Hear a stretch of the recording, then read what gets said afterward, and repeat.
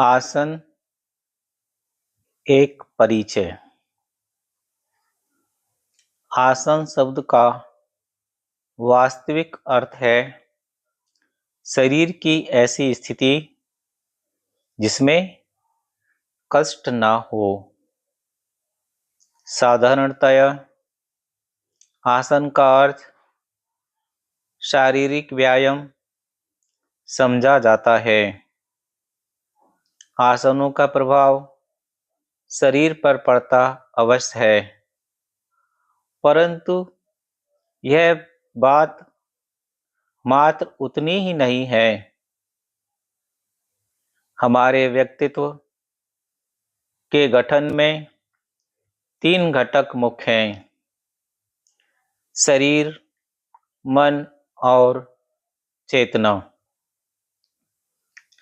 आसनों का उद्देश्य इन तीनों को इस प्रकार प्रभावित करना है कि वे एक संतुलित समष्टि बना सकें।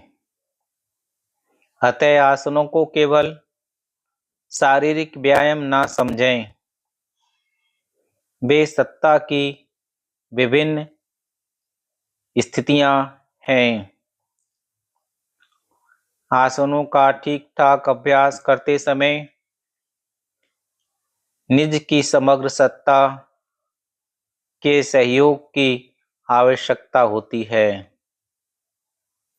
शारीरिक स्थितियां, गति, श्वास प्रश्वास तथा मांसपेशियों की शिथिलता आदि के संबंध में अपने प्रति पूर्ण रूप से सजग रहना पड़ता है। यदि आसन शारीरिक व्यायाम मात्र होते तो उनका अभ्यास करते समय घर-बार, कामकाज आदि की बातें सोचना ठीक माना जा सकता था, पर ऐसी बात नहीं है। आसनों के अभ्यास हेतु अपनी समग्र सत्ता के अधिकाधिक सक्रिय योगदान की आवश्यकता होती है। शरीर और मन का स्वास्थ्य। आप स्वस्थ मन एवं शरीर के अभाव में जीवन में कुछ भी नहीं कर सकते। चाहे आप नौकरी करते हो, खिलाड़ी हो या आध्यात्मिक साधक हो, हर हालत में आपके शरीर और मन अधिकाधिक स्वस्थ होने चाहिए। प्राचीन योगियों ने इसीलिए आसनों की पद्धति का विकास किया। उन लोगों ने व्यक्तिगत रूप से अभ्यास करके इन आसनों के प्रभाव की भली प्रकार जांच पड़ताल की। जैसे जैसे आसनों का अभ्यास किया गया, वैसे वैसे उनका विकास भी होता गया। यही कारण है कि समय की कसौटी पर ये आसन खरे उतरे हैं। प्राचीन और आधुनिक मानव के शरीर और मन में बहुत अधिक अंतर नहीं है। इसीलिए आसन जितने उनके प्रवर्तकों के लिए उपयोगी थे, उतने ही उपयोगी वर्तमान समय में भी हैं। आजकल प्रत्येक क्षेत्र में बहुत थोड़े परीक्षणों के बाद ही पद्धतियों को स्वीकार कर लिया जाता है। इसीलिए उन पद्धतियों की उपयोगिता ज़्यादा दिनों तक टिक नहीं पाती, परंतु शारीरिक और मानसिक स्वास्थ्य के लिए आसनों की उपयोगिता को भली भांति जांच परख लिया गया है। आसनों का मुख्य उद्देश्य हमें उच्चतर चेतना के मार्ग पर ले जाना है, ताकि हमें अपने अस्तित्व के साथ अपने संबंधों का ज्ञान प्राप्त हो सके। यदि हमारे शरीर और मन रोगी है तो हम परम चेतना की ओर जाने की बात सोच भी नहीं सकते। अतः आसनों का पहला उद्देश्य हमें शारीरिक और मानसिक कष्टों से मुक्ति दिलाना है। आसन शरीर के जोड़ों को लचीला भी बनाते हैं। वे शरीर की मांसपेशियों में खिंचाव उत्पन्न करके उन्हें स्वस्थ बनाते हैं तथा शरीर से जहरीले पदार्थों को बाहर निकाल फेंकते हैं। आसन तंत्रिका तंत्र के कार्यकलापों में सामंजस्य उत्पन्न करते हैं और हल्की मालिश द्वारा शरीर के आंतरिक अंगों हृदय, फेफड़े, आमाशय, अंतःस्रावी ग्रंथियों, रक्त नलिकाओं आदि की कार्य क्षमता को बढ़ाते हैं। इस प्रकार धीरे धीरे शरीर स्वस्थ बन जाता है। शरीर और मन एक दूसरे से अलग नहीं है। यदि शरीर यंत्र है तो मन उसका नियंत्रक। ये दोनों परस्पर संबंधित हैं। जैसे जैसे शरीर का स्वास्थ्य सुधरता है, वैसे वैसे मन की दशा भी सुधरती जाती है। मानसिक तनावों और शारीरिक अस्वस्थता के कारण ही रोग उत्पन्न होते हैं। शरीर में बहुत कुछ स्वयं का उपचार कर लेने की क्षमता होती है, अर्थात शरीर रोग प्रतिकारकों की सहायता से रोगों का सामना कर लेता है। ये रोग प्रतिकारक जीवाणुओं की वृद्धि रोकते हैं। अगर शरीर अस्वस्थ है और मन तनावपूर्ण है तो शरीर रोग निरोधक शक्ति कम हो जाती है। जो शरीर जहरीले तत्वों से परिपूर्ण होता है वह रोग के कीटाणुओं का घर बन जाता है और रोगों को निमंत्रण देता है।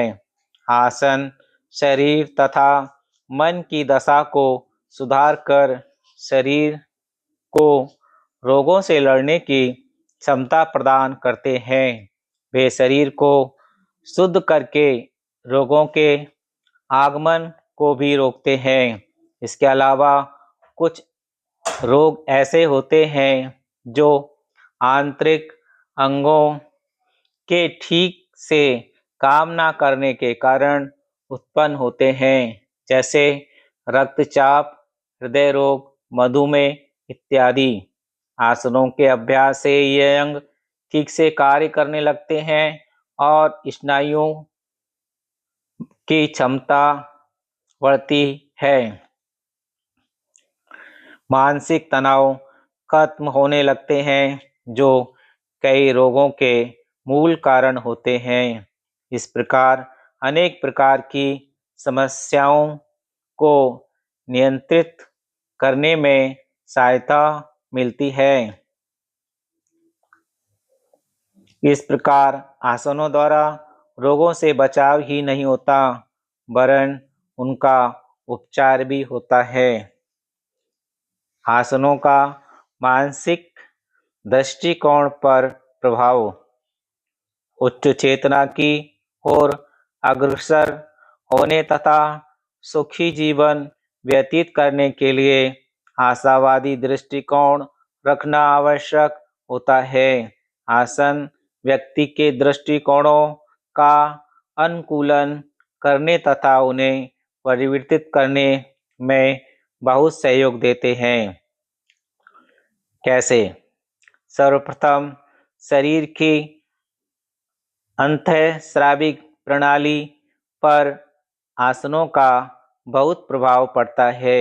यह प्रणाली हमारे जीवन के लिए अत्यंत उपयोगी है तथा हमारे शरीर में यह अनगिनत आवश्यक कार्य करती है। हमारे रूप, रंग, व्यवहार, भावनाओं और जीवन के प्रति हमारे दृष्टिकोणों पर प्रभाव डालती हैं। जिस व्यक्ति की अंतःस्रावी प्रणाली स्वस्थ होती है, वह जीवन के प्रति आशावान होता है। उसके विचार स्पष्ट होते हैं तथा कार्य रचनात्मक होते हैं। अस्वस्थ अंतःस्रावी प्रणाली वाले व्यक्ति अस्वस्थ और निराशावादी होते हैं। वे शारीरिक एवं मानसिक रूप से या तो आवश्यकता से अधिक सक्रिय हो जाते हैं या निष्क्रिय हो जाते हैं। शरीर के पाचन, प्रजनन, भावनात्मक प्रतिक्रियाएं तथा जीवन उपयोगी सभी कार्य इसी प्रणाली से प्रभावित होते हैं। अंतःस्रावी प्रणाली में शरीर के विभिन्न अंगों में स्थित बहुत सी ग्रंथियां होती हैं। ये ग्रंथियां कुछ विशेष प्रकार के रस स्रावित किया करती हैं। इन रसों को हार्मोन कहते हैं। ये हार्मोन शरीर के अंदर अलग अलग कार्यकलापों के लिए उत्तरदायी होते हैं। इनसे शरीर के विभिन्न अंगों के कार्य आवश्यकता अनुसार कम या अधिक होते रहते हैं। कुछ कार्यकलापों के प्रारंभ होने और समाप्त होने में ये हार्मोन बड़ी महत्वपूर्ण भूमिका निभाते हैं। ये एक दूसरे हार्मोन के कार्यों को सुधार भी करते हैं। शरीर के स्वास्थ्य के लिए यह आवश्यक है कि संपूर्ण अंतःस्रावी प्रणाली संतुलित हो, अर्थात इस प्रणाली की प्रत्येक ग्रंथि निश्चित मात्रा में तथा निश्चित समय पर हार्मोन उत्पन्न करती रहे। इस प्रणाली के विभिन्न कार्यकलापों में सामंजस्य होना भी जरूरी है। यदि ऐसा नहीं होगा तो विभिन्न शारीरिक प्रक्रियाओं तथा व्यक्तित्व के भावनात्मक पक्षों पर इसका बुरा प्रभाव पड़ेगा। इस प्रणाली की ग्रंथियों का पारस्परिक संबंध इतना जटिल है कि किसी तरह की अव्यवस्था उत्पन्न हो जाने से सारी प्रणाली ही अस्त व्यस्त हो जाती है। लेकिन आसनों द्वारा प्रत्येक ग्रंथि संतुलित हो जाती है। वे ना तो निष्क्रिय होने पाती है और ना ही आवश्यकता से अधिक सक्रिय। इनमें मस्तिष्क में स्थित नियंत्रण केंद्र भी संतुलित हो जाता है। यही कारण है कि कभी कभी साधारण आसनों से भी असाधारण लाभ होते देखे गए हैं। अंतःस्रावी प्रणाली की अव्यवस्था से साधारणतः शरीर के अंगों पर कोई प्रभाव नहीं पड़ता, परंतु इससे उनकी कार्य क्षमता अधिक प्रभावित होती है। वैसे प्रत्येक ग्रंथि भली प्रकार से कार्य करने में समर्थ होती है, परंतु शरीर के किसी अंग का दुरुपयोग हो जाने से इसके कार्यों में बाधा पड़ती है। मान लीजिए किसी मोटर गाड़ी की पेट्रोल और हवा की नलियों में किसी प्रकार का अवरोध उत्पन्न हो जाए तो पेट्रोल होते हुए भी गाड़ी ठीक से आगे नहीं बढ़ेगी और वह रुक भी सकती है। उसी समय भी गाड़ी चलने की क्षमता है और गड़बड़ी दूर करने के बाद फिर कार्य करने लगेगी। इसी प्रकार अंतःस्रावी प्रणाली के कार्यों में गड़बड़ी बहुत कारणों से उत्पन्न हो सकती है, जैसे गलत ढंग से श्वास लेना, शरीर में ऑक्सीजन युक्त रक्त का पर्याप्त मात्रा में उपलब्ध न होना अथवा स्नायु आवेगों का अव्यवस्थित होना। आसन इस प्रकार की अव्यवस्था को दूर करके अंतःस्रावी प्रणाली को सुचारू रूप से कार्यान्वित कर देते हैं। इस प्रणाली का हमारी भावनाओं पर भी प्रमुख प्रभाव पड़ता है, जो हमारी मानसिक प्रक्रियाओं से संबंधित होती हैं। आसनों के द्वारा इस प्रणाली में जो व्यवस्था उत्पन्न होती है, केवल उसी से ही जीवन के प्रति दृष्टिकोण में परिवर्तन आता है। दूसरे आसन शरीर की विभिन्न प्रणालियों जैसे रक्त परिसंचरण, स्नायु तंत्र, श्वसन, पाचन तथा अंतःस्रावी प्रणाली में सामंजस्य स्थापित करते हैं। इन प्रणालियों में पारस्परिक संबंध होने के कारण जब किसी भी प्रणाली के कार्य संबंध बिगड़ जाते हैं तो हमारे शरीर, मन और भावनाओं पर बुरा असर पड़ता है। आसन इन प्रणालियों के पारस्परिक संबंधों को बनाए रखते हैं तथा शरीर और मन के बीच संतुलन स्थापित करते हैं। तीसरे, आसन के अभ्यास से शरीर पर कुछ सूक्ष्म प्रभाव पड़ते हैं। संभवतः शरीर शास्त्री इस बात को स्वीकार न करें, हमारे संपूर्ण शरीर में तथा उसके चारों ओर ऊर्जा का एक क्षेत्र है।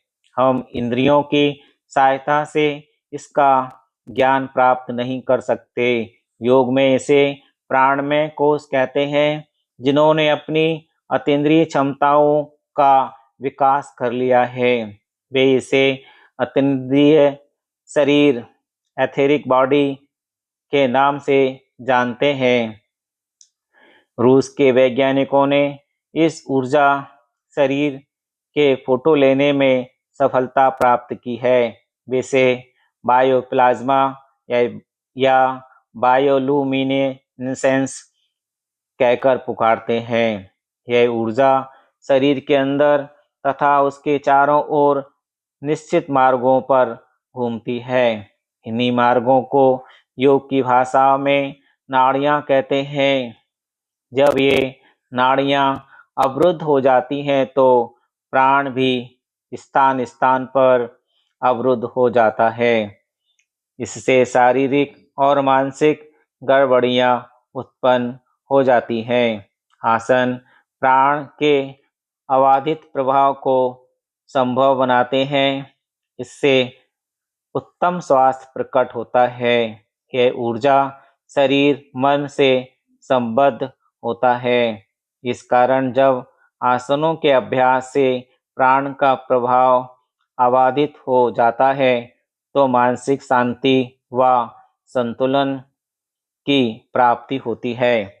चौथी बात है कि आसन से श्वसन प्रणाली में परिवर्तन आता है। तेज और अनियमित श्वास शरीर और मन के तनावों की संकेतक है। गहरी, धीमी व लयबद्ध श्वास से शारीरिक स्वास्थ्य और मानसिक शांति की जानकारी मिलती है। आसनों के अभ्यास से धीमी और गहरी श्वास लेने की आदत हो जाती है। इससे मानसिक और भावनात्मक संतुलन प्राप्त होता है। पांचवी बात, आसनों के अभ्यास में जागरूकता का बहुत महत्व है। आसन करते समय आपको इस बात का पूरा पता होना चाहिए कि आप क्या कर रहे हैं और आपका मन इधर उधर नहीं भटक रहा है। जागरूकता के बिना आसन का अभ्यास करना व्यर्थ है। भले ही आप बिल्कुल ठीक ढंग से आसन कर रहे हो, आसन करते समय यदि आप उचित ढंग से श्वास लेने के प्रति जागरूक रहें, तो चाहे थोड़ी देर के लिए ही सही, आपका मन चिंताओं और समस्याओं से मुक्त हो जाता है। व्यक्तित्व के तनाव थोड़े समय के लिए समाप्त हो जाते हैं। इस प्रकार स्थायी मानसिक और भावनात्मक परिवर्तन के लिए तैयार होता है। हमारे दृष्टिकोण और भावनाएं हमारी शारीरिक क्रियाओं में झलकती हैं। क्रोध आने पर हमारे कंधों की गति असामान्य हो जाती है। जब हम परेशान होते हैं तो हमारी त्योरियां चढ़ जाती हैं। व्यग्र या उत्तेजित होने पर हम जल्दी जल्दी श्वास लेने लगते हैं, परंतु जब हम प्रसन्न होते हैं तो हमारा शरीर बहुत हल्का लचीला हो जाता है। ये हमारे भावनात्मक और मानसिक दृष्टिकोण हैं जो शरीर पर झलकते हैं। दूसरी ओर शरीर भी मन पर अनुरूप प्रभाव डाल सकता है। आसनों का अभ्यास करके जब शरीर मजबूत, हल्का, लचीला और पीड़ा मुक्त हो जाता है, तो परिणाम स्वरूप हमें भावनात्मक और मानसिक शांति मिलती है। इस प्रकार आसन शरीर को रोग मुक्त रखने के लिए उपयोगी हैं। केवल इतने से ही मानसिक व भावनात्मक स्थिरता के लिए अनुकूल स्थिति बनने लगती है। उदाहरणार्थ, यदि आप व्यक्ति कुष्ठता से पीड़ित हैं, तो इसका प्रारंभिक कारण मानसिक तनाव, वैसे इस रोग के अन्य कारण भी हो सकते हैं, जैसे गलत खान-पान, शारीरिक व्यायाम की कमी इत्यादि। कब से शरीर ही नहीं, मन पर भी भारी असर पड़ता है। रोगी की चिंतन शक्ति कमजोर हो जाती है और वह निराशावादी हो जाता है। आसनों के अभ्यास से कोष्ठबद्धता दूर हो जाती है। साथ ही साथ रोगी निश्चिंतता और हल्कापन महसूस करने लगता है। इस प्रकार आसन शारीरिक रोगों को तो दूर करते ही हैं, वे मानसिक तनावों से मुक्ति दिलाकर व्यक्तित्व का विकास के अवरोधों को भी दूर करते हैं। उपरोक्त सभी बातें एक दूसरे से संबंधित हैं। कुल मिलाकर आसनों का परिणाम यह होता है कि अवचेतन और चेतन मन के स्तरों पर बहुत रचनात्मक परिवर्तन दृष्टिगोचर होने लगता है। आसनों द्वारा उच्च चेतना की ओर। इस प्रकार हमें पता चलता है कि आसनों का शरीर व मन पर बहुत गहरा प्रभाव पड़ता है। आसनों के नियमित अभ्यास से व्यक्तित्व अपने शरीर व मन का स्वामी बन जाता है। आसनों के नियमित अभ्यास से व्यक्ति अपने शरीर व मन का स्वामी बन जाता है। सुंदर और स्वस्थ शरीर हो, परंतु मन अविकसित और अस्वस्थ हो, तो यह उतना ही अनुपयोगी है जितना कि अस्वस्थ और जीर्ण काया में स्थित अत्यंत बौद्धिक मस्तिष्क। शरीर और मन दोनों ही स्वस्थ और मजबूत होने चाहिए। मुख्य रूप से आसनों का तथा सामान्य रूप से योग का यही लक्ष्य है। आसनों का अभ्यास करते समय योग के अन्य पक्षों को भी उपेक्षा नहीं करना चाहिए।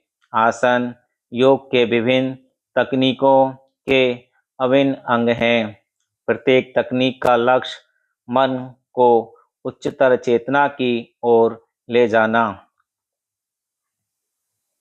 इसी कारण योग के प्राचीन प्रवर्तकों ने आसन तथा योग के अन्य क्रियाओं को विकसित किया था। इन योगियों का लक्ष्य शरीर और मन की सीमाओं तथा व्यक्तिकता को पार करके आत्म साक्षात्कार प्राप्त करना था।